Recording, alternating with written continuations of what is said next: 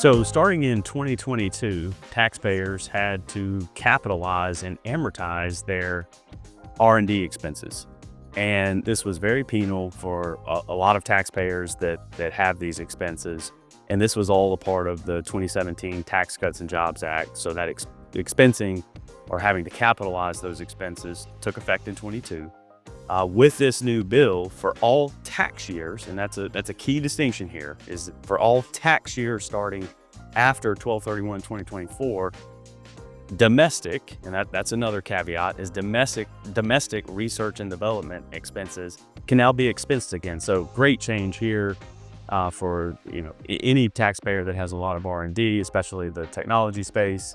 So in the case of small business taxpayers, which are those with 31 million or less in annual gross receipts, they are able to retroactively expense their R&D expenses for tax years 22, 23, and 24 by filing amended returns. So retroactive expensing is available for those small business taxpayers, and then for all other taxpayers at their election, it's not mandatory, but at their election, they can elect to deduct any remaining unamortized R&D expenses on their 2025 return related to expenses that would have been capitalized in 22, 23, and 24. So great news here, being able to write off all of these expenses that were previously capitalized and that remaining unamortized balance. Absolutely. And I think one thing to take away from this also is they put a lot of flexibility in this.